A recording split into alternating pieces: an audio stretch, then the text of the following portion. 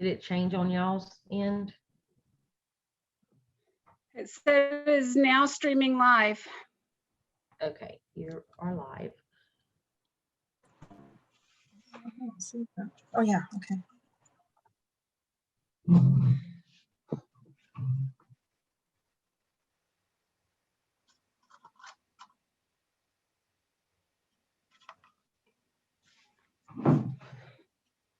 Oh, okay.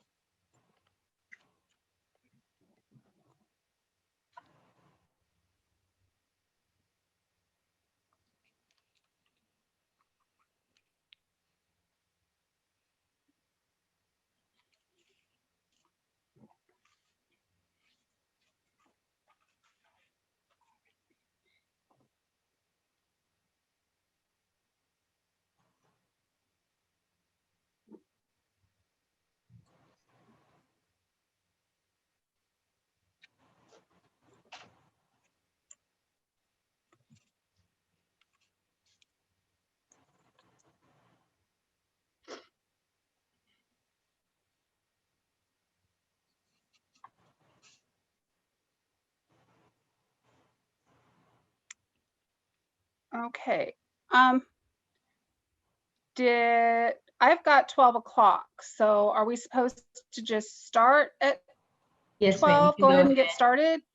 Yes, ma'am, you can go ahead and start. Okay, so we're not going to know if there's anybody watching, right? That's what I am checking with Robert. Okay. Because if we still have few people logging in, we can wait a minute.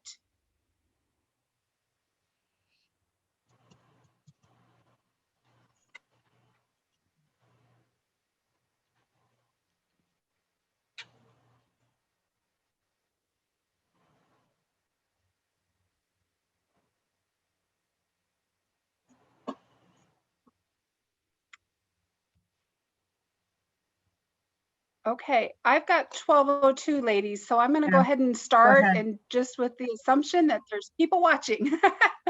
Okay, welcome to our session, everyone. This is the Rebirth of Sacred Corn, and we are going to talk about how Catholic and traditional conservationists and farmers are guided by St. Katari's faith, hope, and ecological knowledge. My name is Carol Rempp.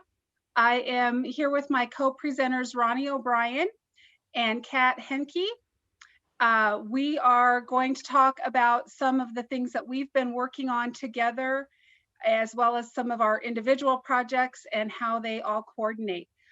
Just to give you a little bit of a background on myself, I am Oglala Lakota from Pine Ridge. My mother was raised in Pine Ridge. I'm also Irish Catholic on my dad's side.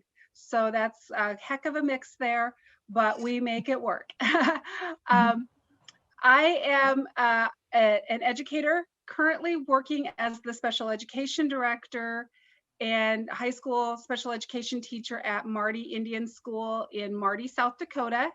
And that is in the southeast part of South Dakota, right on the Missouri River.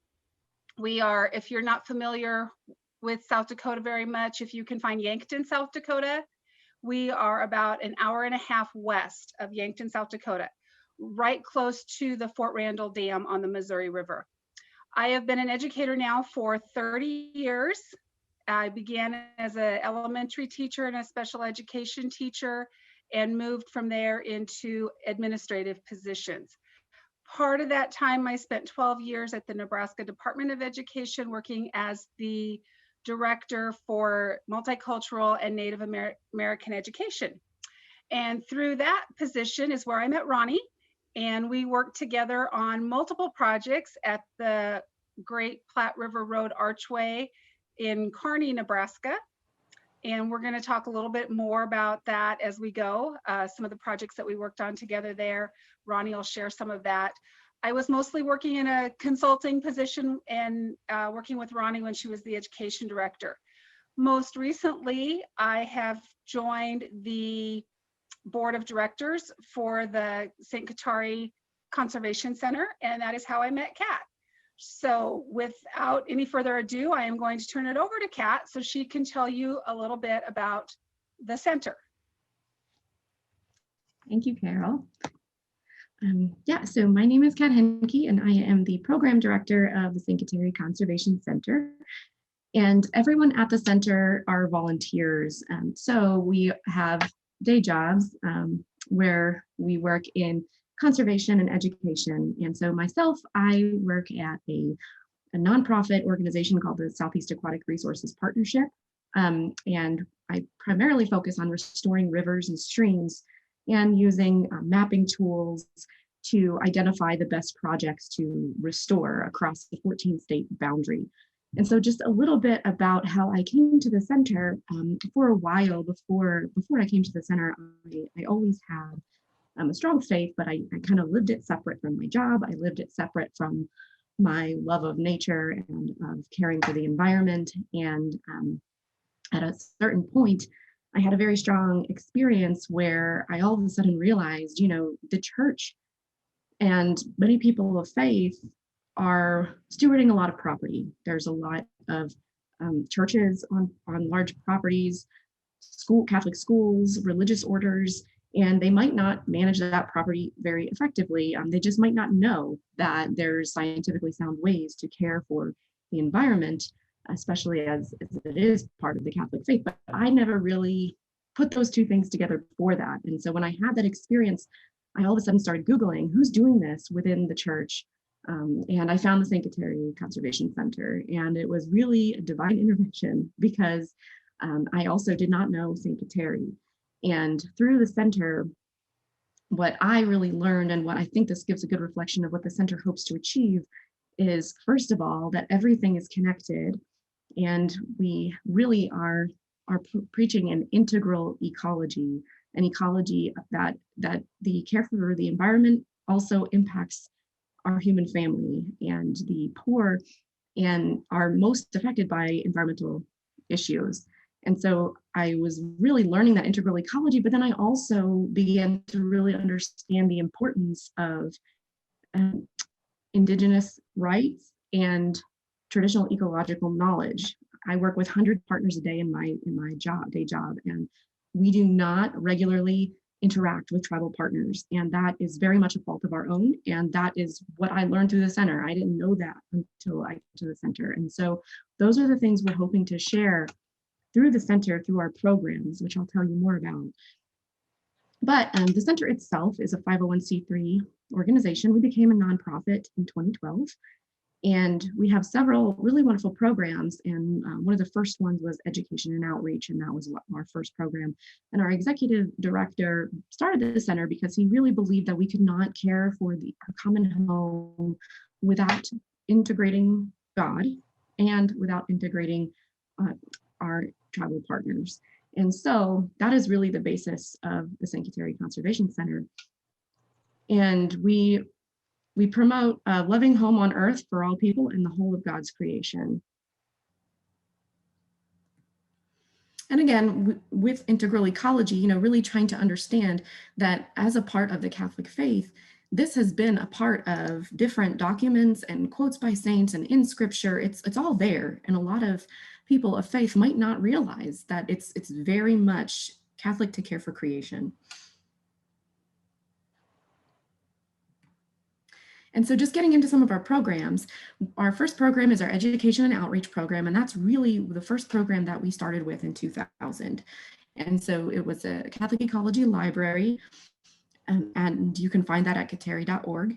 And then we post a lot of content on Facebook and Instagram and Twitter, and it's really based on, how can we care for God's creation in ways that kind of give you the biggest bang for your buck, as they say, the most benefit to the environment. And also sharing the different Catholic quotes and scripture that show that this is a big part of our faith.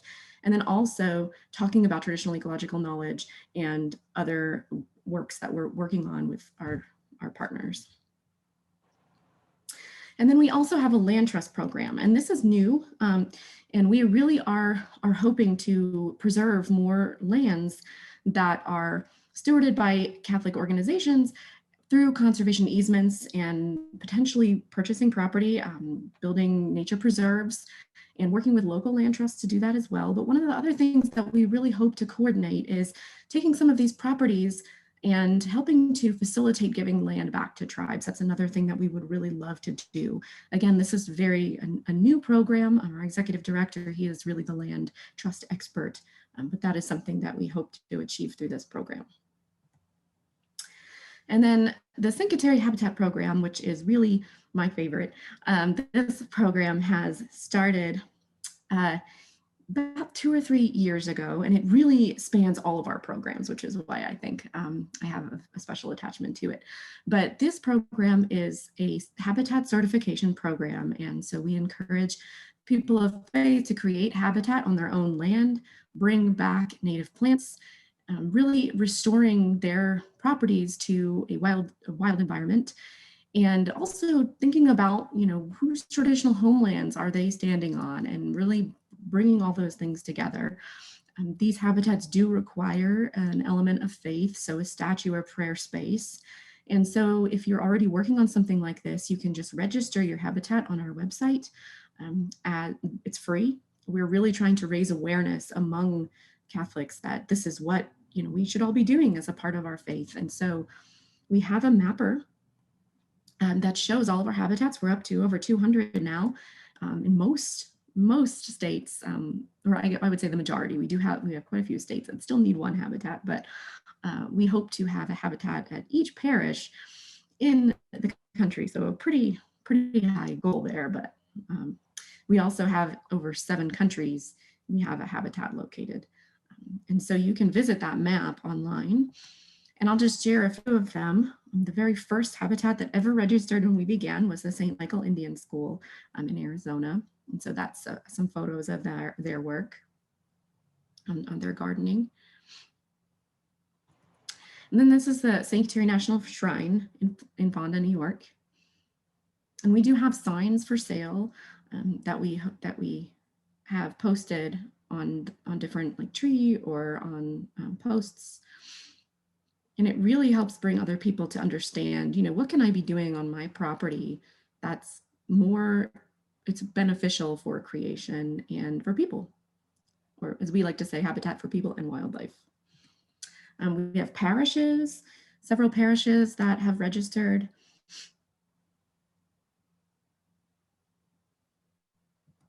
And then we have individual property owners. This is in Wisconsin, homeschooling family, and they built a rosary garden, and they planted a lot of native plants and put bird feeders and other things up as well. This is actually the University of Georgia Catholic Center.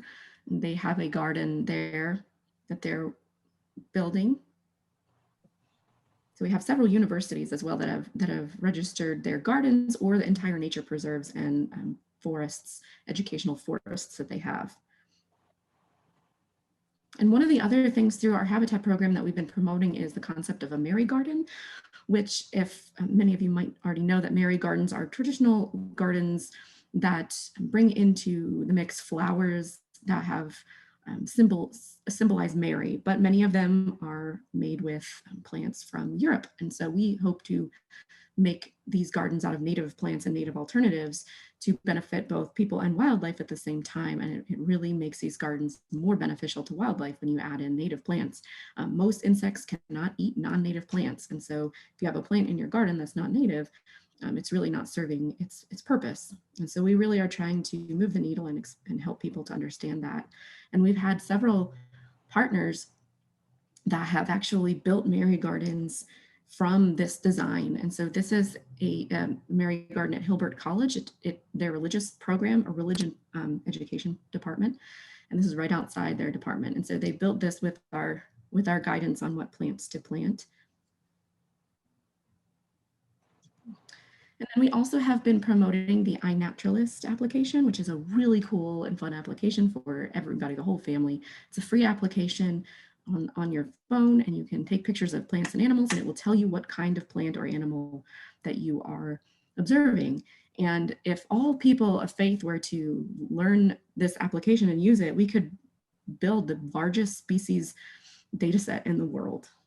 So this is a free application. It's really fun, and we hope that all of our Cincateri habitats also will use this application to discover what they're stewarding on the property.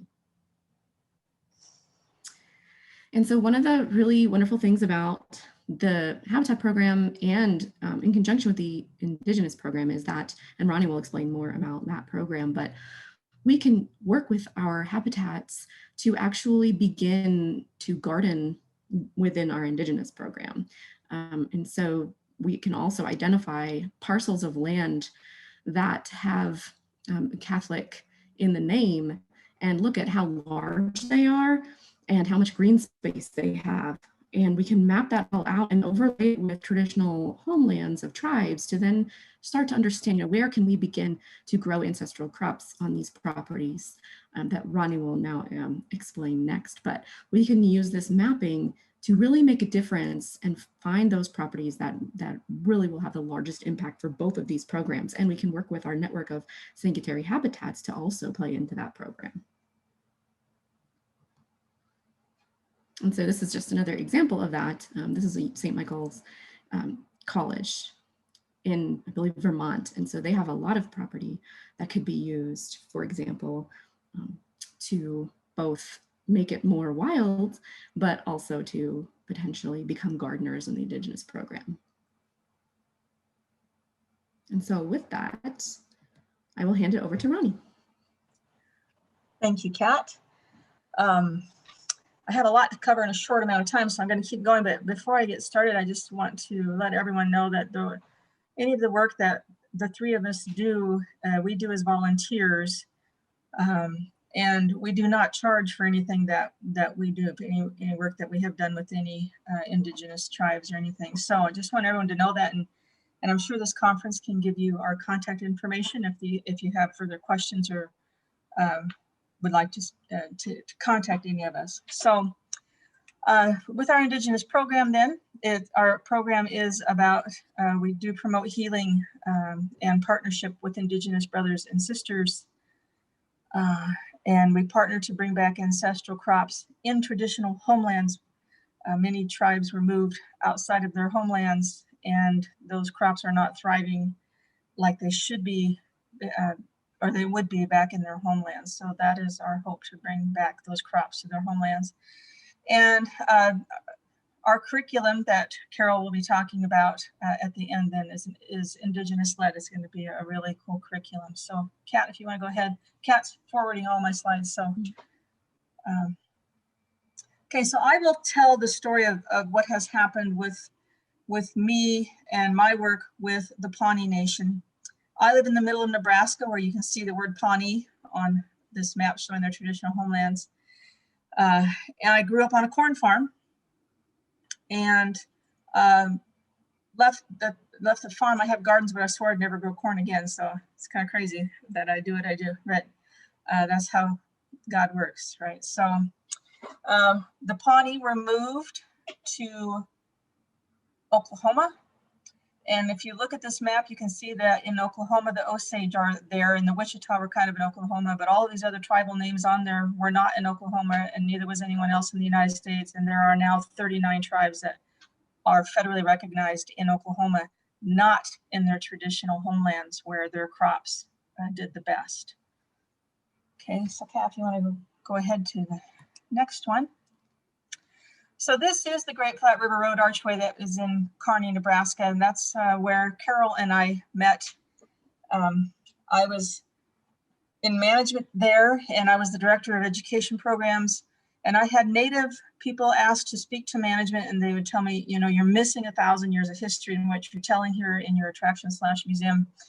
And I thought that was great that Natives are doing that and saying, you know, you need to tell our story, also our history. So I decided to start a program about the Pawnee because we were in their homeland, and I had studied a lot about them, and my husband's ancestors were friends with the Pawnee chief. So I really wanted to create a program about the Pawnee. And before I get into that, I also want to say that what wound up happening down the way was that we invited 4 tribes back to Nebraska, to the Archway here where we were. Carol helped with that greatly, to dance and put on an educational powwow in their homeland of Nebraska after the first time they were back to do any dancing in their homeland after they were expelled from Nebraska. So that was some really great things Carol and I were able to do together and work with tribes. But when I decided to start a program about the Pawnee, I decided I was going to reach out to the Pawnee and see if they would help me tell their own story instead of reading what some white man wrote in a book 150 years ago. So I reached out to the Pawnee. I have always gardened my whole life, grew up in cornfields and gardening, and knew that I really wanted to have a garden as part of it because I know how I understood that crops were very important. I didn't understand exactly how important they were though until I met the Pawnee. So I called the Pawnee, didn't even know where they were. That's how terrible of an education we have in our school systems. I wasn't even aware. I mean, I sure learned it in the 4th grade for about 1 paragraph, but I wasn't aware that the Pawnee had been moved to Oklahoma. I didn't know where they were. I didn't even know if the Pawnee still existed. That's how terrible it was. But I found them in Oklahoma, so I reached out, and a long story short, took 3 phone calls. They didn't know who to have me talk to about crops. They put me through to their education director because I was the education director also at the Archway, and her name is Deb Echo Hawk, and Deb is now my corn sister. And the 2 of us really clicked. It was meant to be that the 2 of us found each other. I think we both realized that after an hour conversation. And she asked me if I would be willing to try to grow their corn seeds, which were almost completely extinct. She only knew of 2 or 3 varieties and a handful of one and a mayonnaise jar of another. And she didn't know if they didn't dare grow them in Oklahoma because she didn't know if they would be successful, but she thought there might be a chance in Nebraska. So I forgot about an education program. That went out the window, and started working with the 3 varieties of seeds that she got the culture community to agree to, and some people came forward with this. So Kat, if you could go to the next slide. So I had several gardeners. These will cross-pollinate, these varieties, ancient varieties. So I had to have different gardens. I couldn't have them at my house. So we had different gardeners growing these 3 varieties. And by 2005, I was ready to put an actual garden in at the Archway location where I was working. So this is that garden. And you can read on the side there, this how the Pawnee planted, and that's what this garden looks like.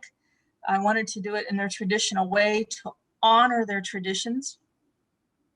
Come to find out over years that this really is the best way to plant Pawnee corn. It is the most successful when it is planted the way that the Pawnee ancestors planted it for centuries.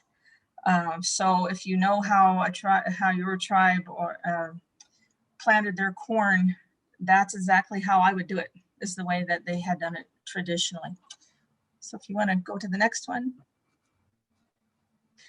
In 2006, after growing corn for 3 years, Deb Echo Hawk and I met, which was a pretty big day because there was no Facebook and no FaceTime or any way for us to know what we looked like until that day that we met after 3 years of growing. She came up to help with the harvest for the first time that year. What an amazing day that was, that we met for that first time. And gosh, we were like sisters already before we even met. So we started working with this back when long distance, I mean, we were paying long distance fees and everything to start talking to each other, but it's been wonderful. So the next one, Kat.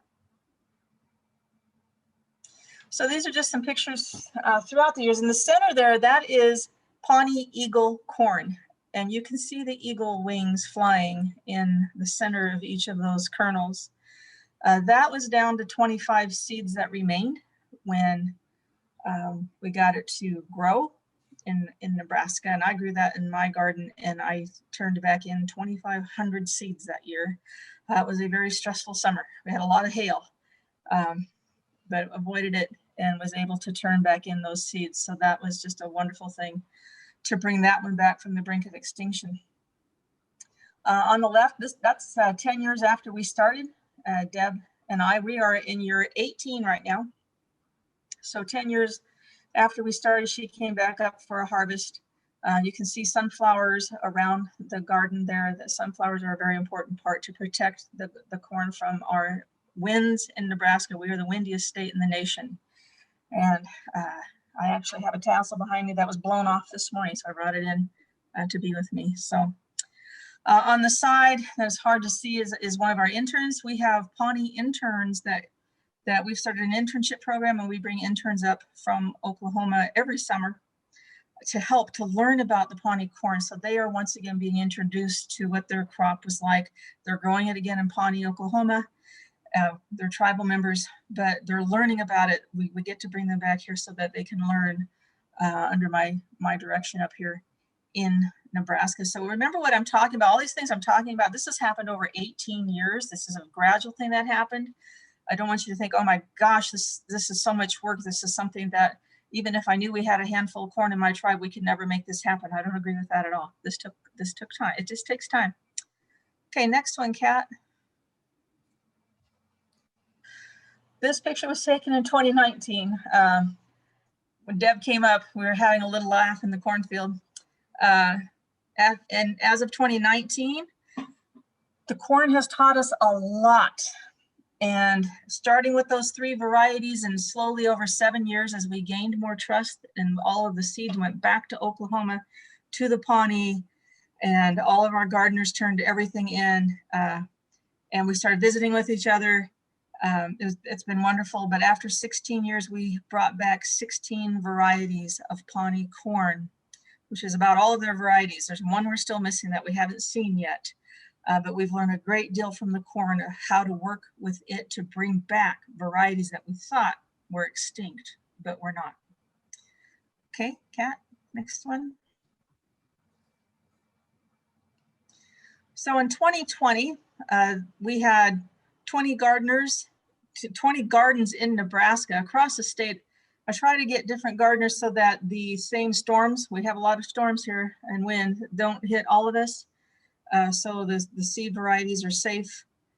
And in Pawnee, Oklahoma, they had 14 seed checkouts among their tribal members. So they are, you can see Deb there, that's Deb with corn hills behind her. In Oklahoma, they have to make basins in the top of their corn hills down there and all the clay to get the moisture to stay in the hills. But they have figured out how to grow it down there. So it's wonderful they're growing also. Now in Pawnee, they grow it and they eat what they grow. Because the soil and climate start to weaken those varieties, the seeds that the seed corn is grown in Nebraska, where it is coming back, where it is the strongest. So all of the seed corn is in Nebraska. They will grow it in Oklahoma to eat. So they have their hands in the dirt a lot in Oklahoma. Okay, next one. Yeah. This is a map that Kat made for us, which was great. This one's from 2019. Just this shows Nebraska, a good portion of Nebraska. The gardens that we had that year across the state, those are all Pawnee stars with different colors. And the different colors represent the different varieties of Pawnee corn. You can see in the key in the bottom that gardener grew at their location that year. And there's a lot of documenting that goes along with this. So we keep track of what's doing well where and what's happening in each location. Okay, again, we're pretty sophisticated. It doesn't have to be this sophisticated. Go ahead, Kat. So we have brought back 16 varieties to date. And this picture shows, I can't quite see them all, but I found pictures just on my phone and got permission. I don't do anything without permission from Deb Echo Hawk, the keeper of the seeds for the Pawnee Nation. That's a very important part of the work that I do. I do everything under the leadership of the keeper of the seeds or someone within the tribe. So I have permission to show all of these pictures, and I have permission to do everything I do. Deb Echo Hawk knows I'm giving this presentation right now. I never give a presentation without her knowledge and her consent. So these are 13, and you can see they're very different looking from each other, and some of these didn't even exist for 7 to 10 years. We didn't even know they were there. They have shown themselves, and we've learned how to do that. We've learned how to make that happen. So beautiful varieties of Pawnee corn that we are looking at here, all very unique and different from each other, and all extremely healthy for their tribal members. And some used in ceremonies once again. Okay, next one, Kat. So I kind of want to back up just a little bit and kind of change subject a little. I am Catholic, and I was working on my master's degree from Loyola University, which I just completed last year. It's never too late. Just completed last year. And in 2015, I was sitting in a night class for this program, and our leader told us that Pope Francis had just written an encyclical called Laudato Si. And he said, this must mean so much to you for your work, that he had just read it. And he said, this much means so much for you with your work with the Pawnee. Now, the Pawnee are not Catholic at all. And I thought, oh my goodness, so I read it, and I always saw what I was doing with my Catholic faith as completely separate from what I was doing with the Pawnee, because they are very non-Catholic as a tribe. And I really never even mentioned the fact that I was Catholic to them, because I didn't want to offend them, because I knew that there has been some bad history there. So long story short, I had a vision of Saint Kateri, and she gave me some very important information about corn. And I knew I had to call Deb Echo Hawk and tell her. And I didn't know how I was going to do it. But I got on the phone, and I sent her a text that I need to talk to you about Saint Kateri. That's how I pronounce it. I'm sure I know it's wrong. Sorry. And she said, oh, so Saint Kateri's helping us now. And I thought, what? How did she know? So I called her, and it turns out that she had gone to the only Catholic tribal member in the Pawnee Nation for 2 years to pray on every Tuesday night, to pray for the canonization of Saint Kateri. And I knew her for those 2 years. We knew each other for years already, and I had no idea she was doing that. And she was praying a rosary every Tuesday night for Saint Kateri. So she was very accepting of Saint Kateri, and I know a lot of non-Catholic natives are. And honestly, Saint Kateri guides us all of the time with this project. If we have storms coming, either one of us, all we have to do is pray, and our corn is protected. And Deb can tell you incredible stories of the help she has had from this saint with her crops, and so can I. So I'm a huge fan and believer in Laudato Si, and the fact that we really need to be working with natives to understand the relationship with the earth that we should be having, and care for the earth. And then in 2019, I had another vision of Saint Kateri that she sent me on her feast day. And a few days later on Instagram, which I had to create an Instagram account for my master's degree, and I was so mad. I don't like technology. I didn't want to do that. And several days later, I saw a post by Kat on Instagram following their site that completely brought together the vision that I had seen. And I reached out to her immediately. And it wasn't very long before I knew that this is where Saint Kateri wanted me, was to be with the Saint Kateri Center. And of course, I brought Carol along to be on our board later. So those two things are incredibly important to me and who I am with the work that I do, Laudato Si and the Kateri Center. So Kat, you can go ahead.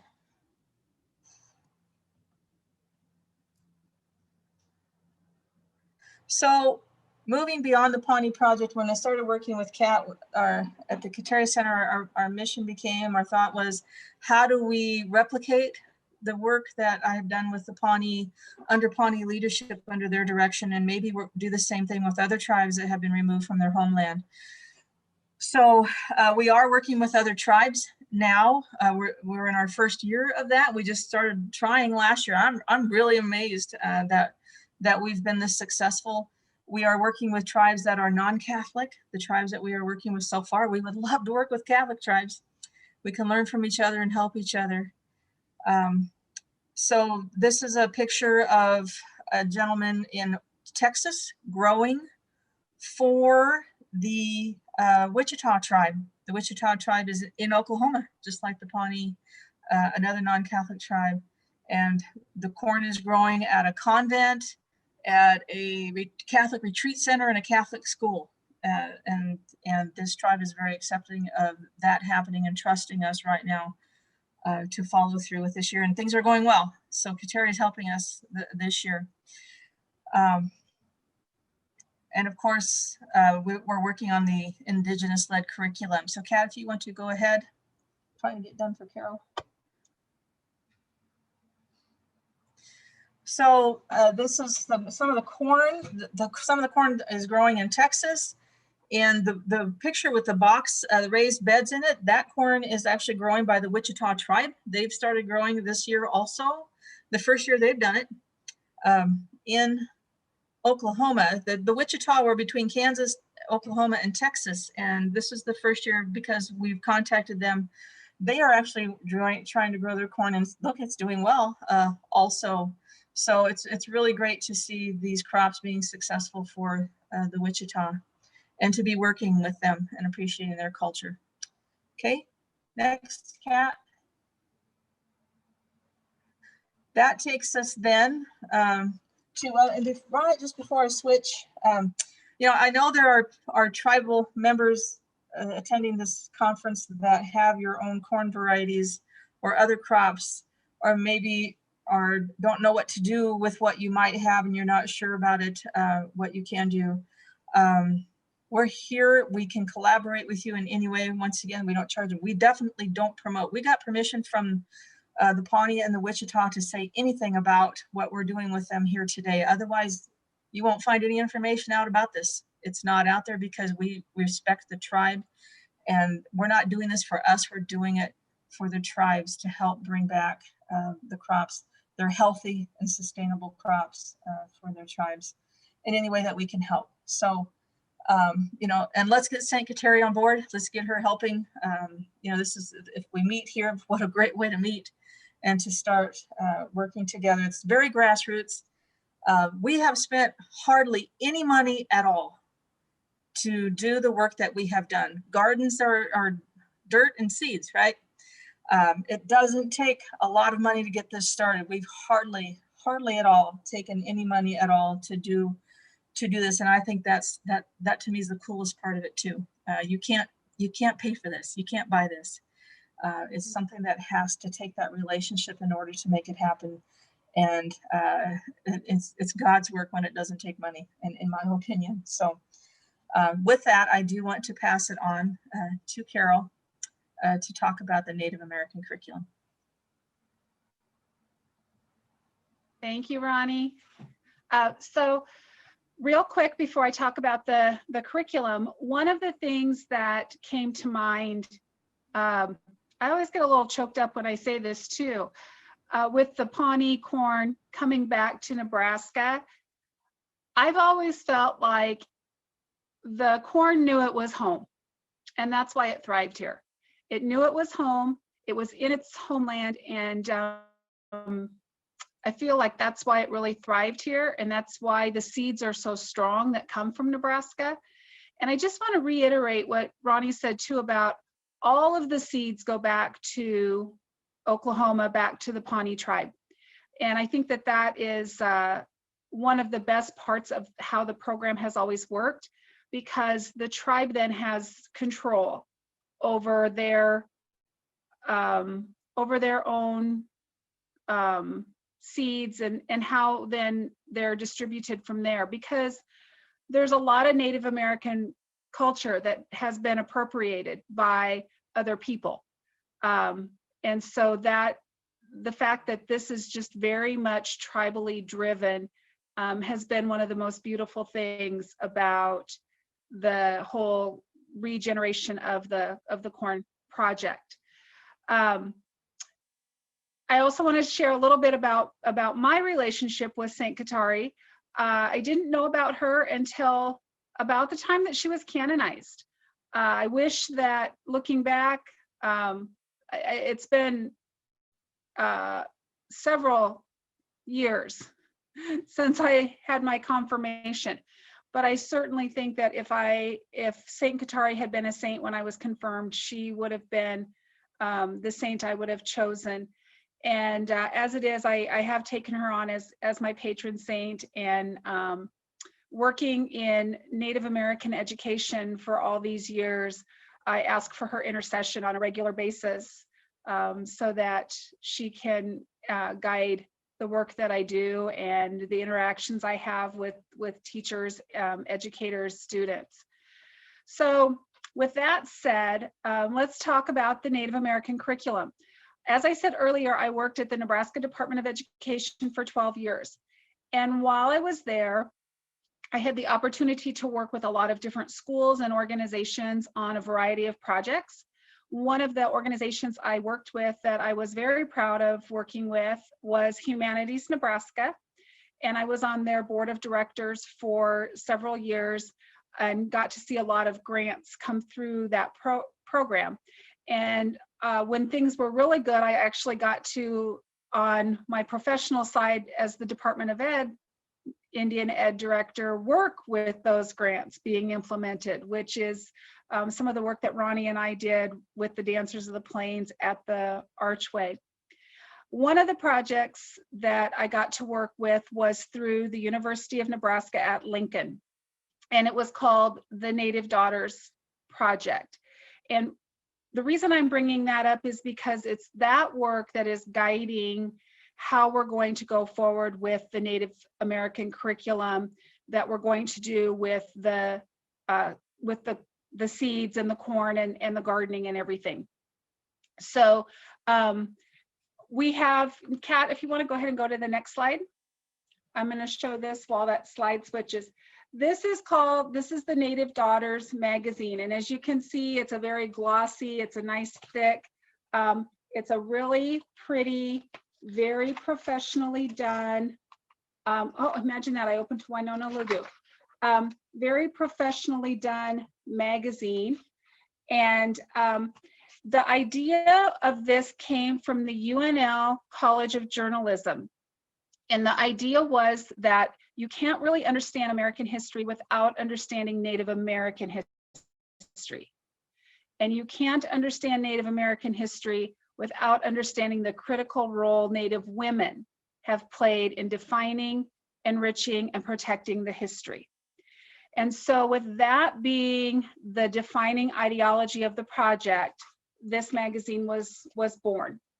There are 7 different topics in here, 7 different qualities of Native women that are featured. And so you can go to the next slide, Kat. And so we took those seven areas, and we wanted to create a project so that teachers could use this magazine to work with their students. Joe Starita, and who was the professor at UNL who started the project, along with Judy Goshkabash, who was or currently still is, the Nebraska Commission on Indian Affairs Executive Director, came to the then Commissioner of Education at Nebraska Department of Education and myself and said, we want this in all of the schools in Nebraska. And I looked at it and I said, you know, I was brutally honest with them. I said, this is a great magazine. I have a background as an educator and a teacher, and I can tell you what's going to happen. They're going to look at it, they're going to flip through it and go, wow, this is really nice. And they're going to see some people that they might recognize. They're going to see maybe some students, and they're going to notice how shiny it is. And then what's going to happen is that it's going to go on a shelf, or it's going to get laid on a table in the library. And so you guys really need to put together a curriculum guide to go with it. And I left that meeting thinking, okay, and I gave them some ideas of where they could get funding to bring writers together, and left that meeting thinking, okay, they're going to put together a curriculum guide. And a few weeks later, I got a call from the University of Nebraska Lincoln Journalism Department and said, hey, Carol, we're writing a grant for this and we need help. And can you help us? And I said, yeah, okay. And so in my position at the Department of Ed, actually ended up not necessarily writing the grant, but being a key person in writing the grant, because they were writing a grant to the Humanities Nebraska. And at the time I was serving on the board, so I could not write the grant or submit the grant as the board member, but became a very key player in getting that grant written, getting the funding for it. I did have to excuse myself from voting for it as a board member because of my involvement with the project. I had to abstain from voting, but they did fund us. And we were able then to bring teachers together, and we were able to create a curriculum. So the curriculum was produced by teachers. We brought 14 teachers together from across Nebraska, and as it happened, 7 of them were Native American, and 7 of them were teachers who either worked in reservation schools or worked closely. 2 of the teachers were from Lincoln High, that in Lincoln, Nebraska, that worked primarily with their Native American Studies program. So we partnered up those teachers, 1 Native teacher and 1 non-Native teacher, and together they wrote 7 units for this, and I'll go through that here in just a minute. And we created a product that I think is very, very rich. It covers these 7 topics. We wrote it at a middle school level so that it could be ratcheted up for high school teachers that wanted to use it, or it could be simplified for elementary teachers that want to use it. And it talks about the contributions of Native American women and how important those contributions are to the tribes in general. And this particular project was about Native women from across the country. And so we had Native women featured from Nebraska, Oklahoma, Minnesota, South Dakota, historical figures, contemporary figures. And so it's a very wonderful, wonderful project. You can go on to the next slide, Kat. So for this project, it was very important that we had a set way that each unit was designed, so that it was a standardized format, so it made it easier for teachers to follow. So each project, each unit has a theme, and the theme was based on the 7 different features of the magazine, which this particular one had lawgivers, artists, environmentalists, storytellers, healers, warriors, leaders, and the future. And then each pair of teachers was tasked with creating 3 different lessons within that unit theme. And those lessons needed to include background information, because we knew that many of the teachers that would be using this curriculum, whether they were Native or not, may not have that background information on that particular topic. We then asked them to make sure that they had specific objectives that their unit would meet, that it was aligned to standards. And because we were writing this in Nebraska, we used Nebraska standards, but we also used Native American. There was several years ago, I say like, I'm thinking like 18 or 20 years ago, there was a movement to create national Native American or American Indian standards. And so we used both of those sets of standards. And my theory on that was always, as educators, if you understand standards, you can look at standards from another state and know how those will align with the standards within your state. So we used the American Indian national standards, and we used Nebraska standards. And then we had curriculum integration ideas. So we really wanted to make sure that this covered all curriculum areas. It covers math, science, social studies, history, civics engagement, language arts, a variety of cultural areas. So teachers from a wide variety of areas can pick this curriculum up and use it in their various areas. They had essential questions, so 3 to 6 essential questions for each unit and or lesson.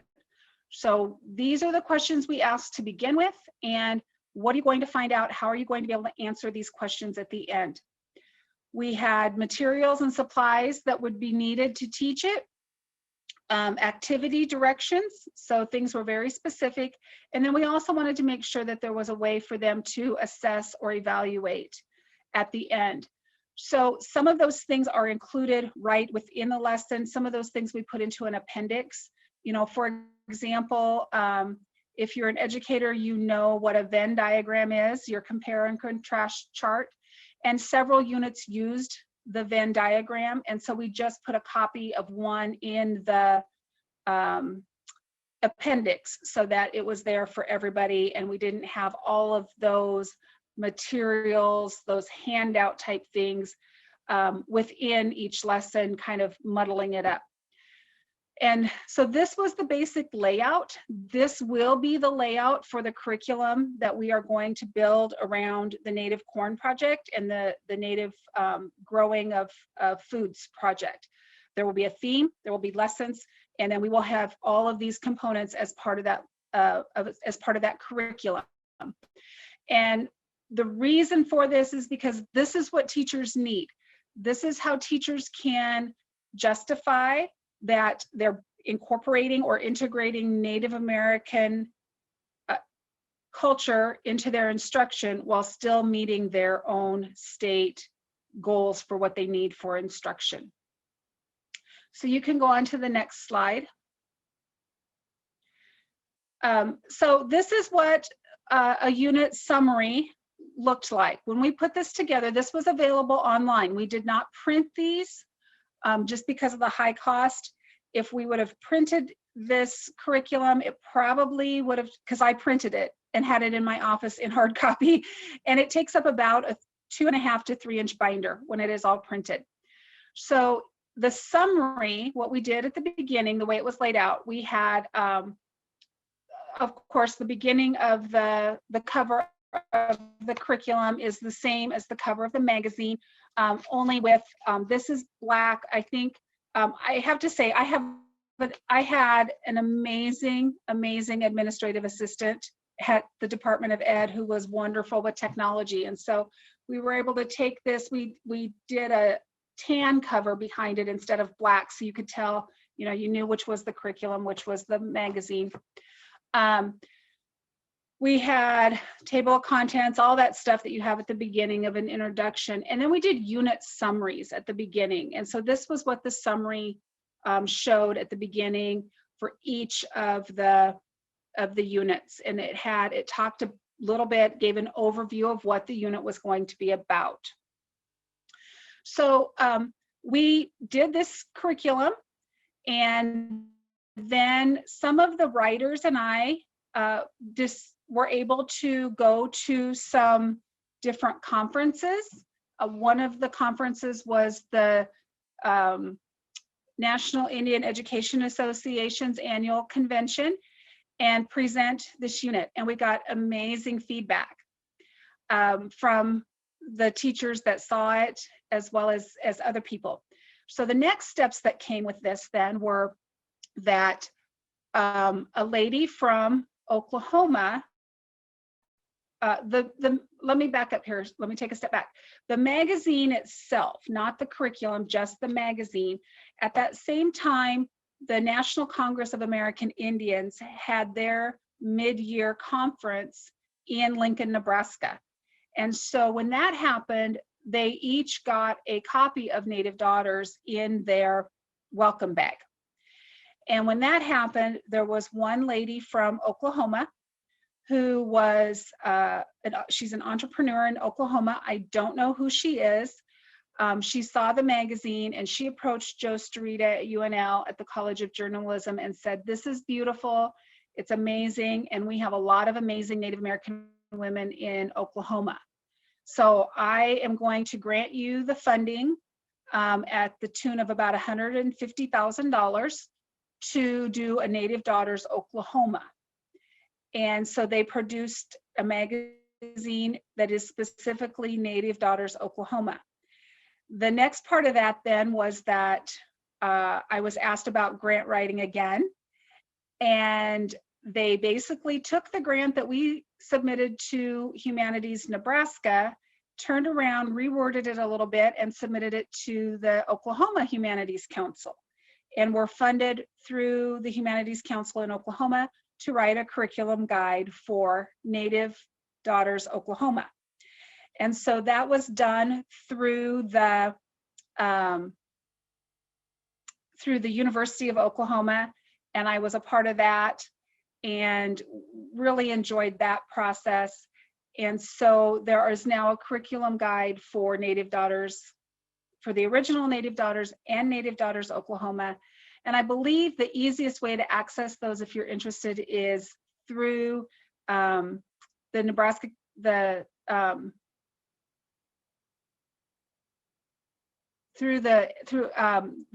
Commission on Indian Affairs. I was getting my acronyms mixed up, sorry. Nebraska Commission on Indian Affairs has those under their education tab on their website. And so again, this is how we're going to work with writing a curriculum for this project. And we'll have, we have many great partners, including the Katari Center, St. Katari Conservation Center. And we hope to be back to share that information with you and how that process goes. So with that, I believe we will take some questions if we have them. I think we have a few minutes left. Thank you everyone for being part of our session. So Kat, did you have some questions that were asked? We had one question asking about the original rendition of St. Kateri in the first slide. And that question was by Margaret Witt, and she said, what is the background picture of St. Kateri? At the beginning, it's beautiful. And that picture is by a woman named Teresa Sedlakova. And you can find that on, if you follow us on Instagram, that information is on there. You'll see her picture there too. And I don't think there are any other questions.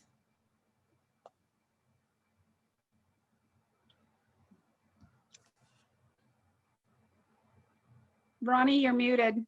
Yes, I know, I just noticed, I'm sorry.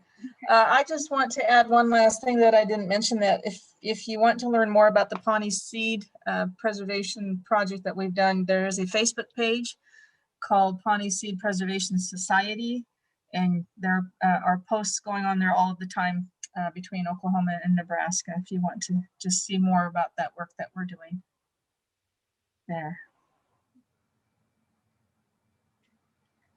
And then I just wanted to add as well, earlier Ronnie had said that everything that she does with the corn, she gets permission from the tribes to do that.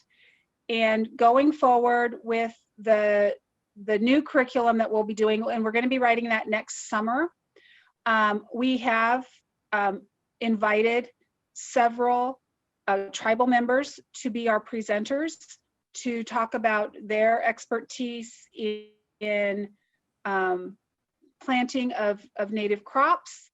And we're going forward with that as well, with a very strong Native American presence in that project, and making sure that we are, one of my things has always been making sure that we're sharing accurate and authentic information. And so we will be making sure that that's included.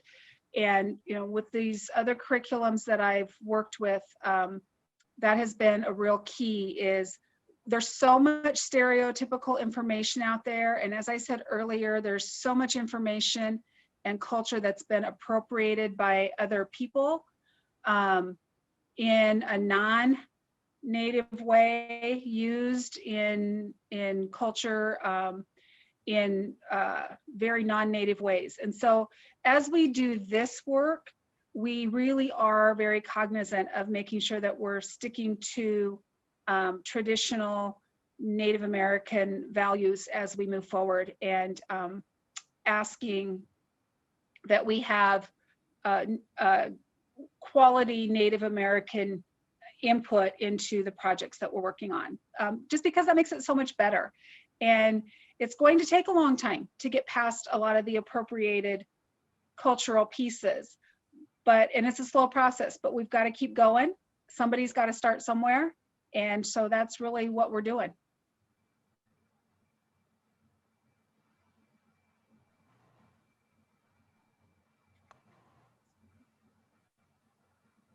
Ladies, do either of you have any final thoughts? We're right at 1 o'clock. I do too. So I'm sure, I don't even know if we're still on, but I'm sure our time is up. And Yep, thank you. okay, thank you.